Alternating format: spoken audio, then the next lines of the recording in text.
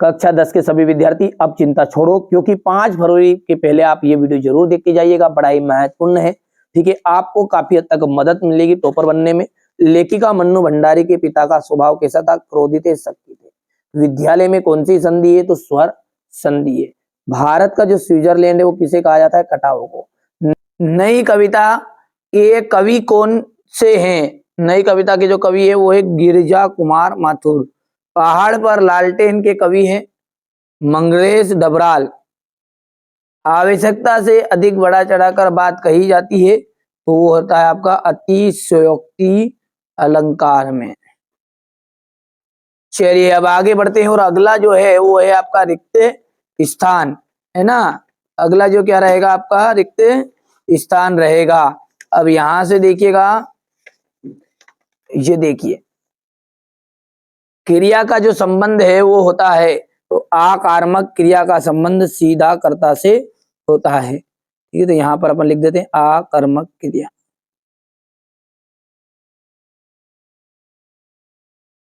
Driver कम guide का जो नाम था वो तो क्या था? जितेन नारगे।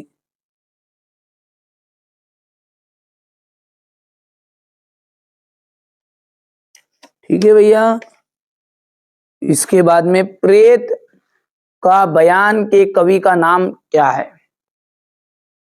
नागार्जुन। तीसरा आपका नागार्जुन रहेगा।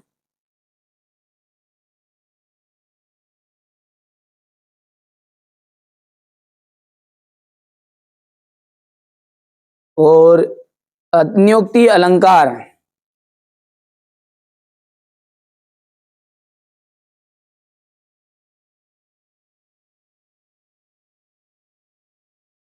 चौथा जो है, सॉरी चौथे था ये, और पांचवा आ जाएगा आपका वीर रस का स्थायी भाव हो गया उत्साह। और छठा जो है इसका जाएगा आपका सेकेंड क्लास। ठीक है, बढ़िया से कंप्लीट करना है आपको। बाल गोविंद भगत, बाल गोविंद भगत जो है उसका जाएगा राम वृक्ष बेनीपुरी। ये आपका पहला हो गया। राम वृक्ष बेनीपुरी का आ जाएगा यहाँ पर पतितों के देश में। इनकी रचना है ये, है ना। बाल गोविंद भगत भी राम वृक्ष बेनीपुरी रचना, और एक और है पतितों का देश में। माता पिता, माता पिता में कौन सा समास है? द्वंद्व समास है। ये तीसरा हो गया आपका। मैं क्यों लिखता हूँ, मैं क्यों लिखता हूँ, इनके कवि है अपने अज्ञ जी। सूरदास जो है वात्सल्य सम्राट, और 24 मात्राओं वाला छंद आ जाएगा आपका दोहा। ठीक है, अब देखिए एक वाक्य में उत्तर है प्रसाद गुण का एक उदाहरण अपने को बताना है।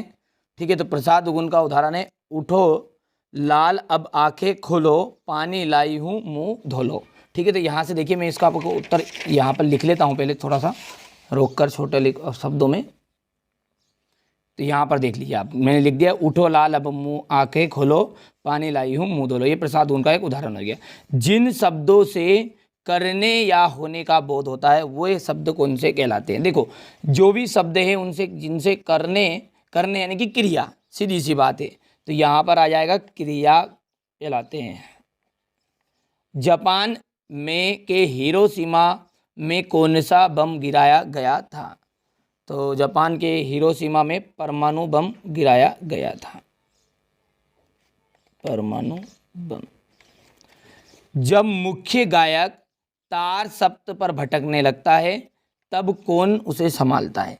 तो देखो संगतकार समझते हैं। संगतकार का मतलब ये है कि जैसे आपने देखा होगा कि जब अपन कोई सा भजन करते हैं तो उनके साथ उसका साथी होता है ना, कोई एक मेन गायक कलाकार होता है, उसके साथ उसका गायक, तो वो जो साथी होता है ना वो संभालते हैं, उसने कहते हैं संगतकार।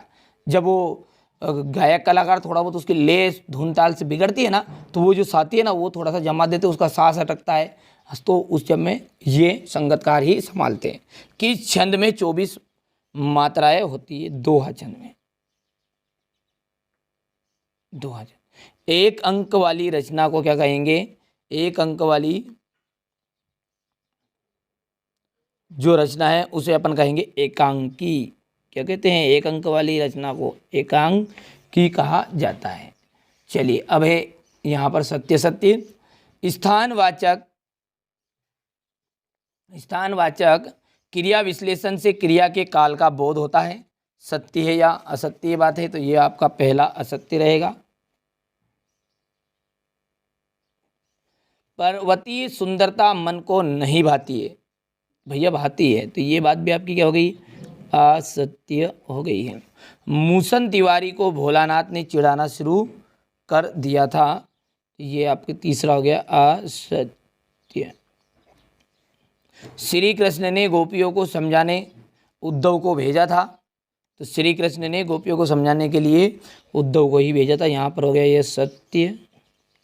दोहा, यहाँ पर देखो ये गलत है, यहाँ पर यह आ जाएगा दोहा एक सममात्रिक छंद है, यह असत्य बात है क्योंकि ये आपका एक अर्ध सममात्रिक छंद का उदाहरण है, असत्य है।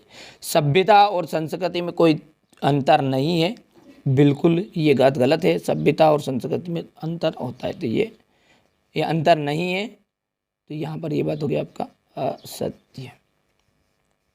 बिस्मिल्लाह खां के जीवन से जुड़ी हुई उन घटनाओं को और व्यक्तियों का उल्लेख करें जिन्होंने उनकी संगीत साधना को समृद्ध किया। बच्चों के द्वारा तैयार कराया है कोचिंग में मैंने, तो जो उन्होंने, ठीक है, उनको बताया है वही आपको पढ़ा रहा हूँ, ठीक है भैया। ये देखिए क्वेश्चन नंबर 3 तक हो गया, ये इसके अथवा वाला है।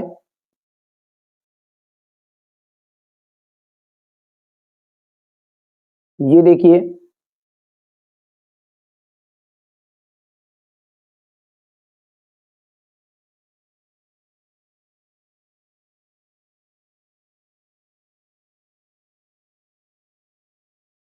अब यहां से देखिएगा, यतेंद्र मिश्र की जो रचनाएं हैं ये बच्चों ने नहीं लिखी, तो इसको मैं अगले वीडियो में आपको कवर करा दूंगा।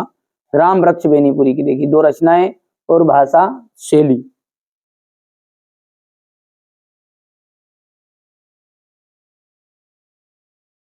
हो गया। क्वेश्चन नंबर 9 को देख लीजिएगा, मुहावरे का अर्थ बदलना है।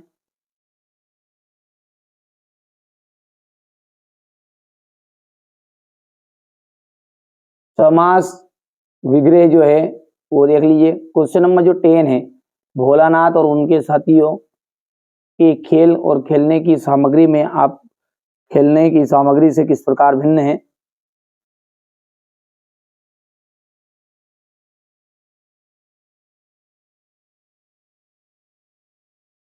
माकता का आंचल पाठ में यहां से देख लीजिए, प्रयोगवादी काव्य की कोई 2 विशेषताएं आपको बतानी है।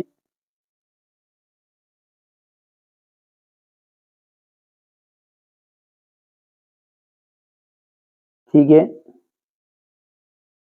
ये तुलसीदास और सूर्यकांत त्रिपाठी निराला का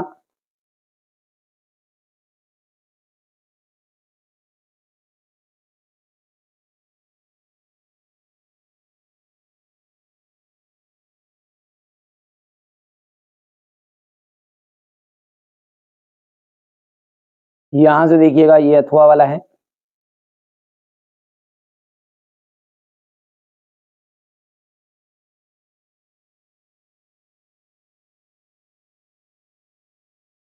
बच्चे की मुस्कान और एक बड़े की मुस्कान में क्या अंतर है।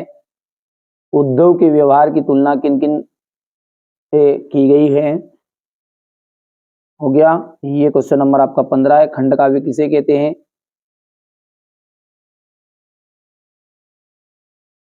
भयानक रस की परिभाषा लिखते हुए एक भयानक रस का उदाहरण दीजिए। दोहा छंद की परिभाषा समझाइए।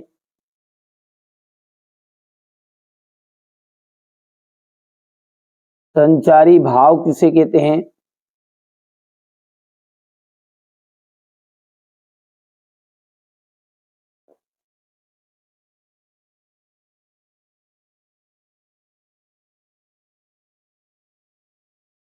अब ये क्वेश्चन नंबर जो 18 है, यहां से देख लीजिए आप क्वेश्चन नंबर 18 को।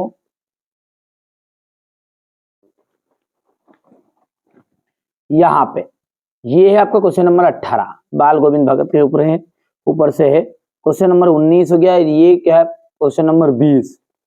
इसके बाद में यहां से 21 और ये 22 और अंत में ये रहेगा आपका 23। ठीक है, तो चलिए अब 18वें क्वेश्चन से अपन अच्छे से इसको संदर्भ से व्याख्या देखते हैं।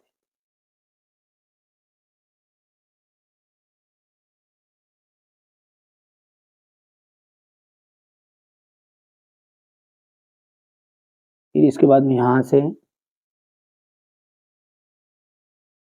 ये संदर्भ प्रसंग व्याख्या,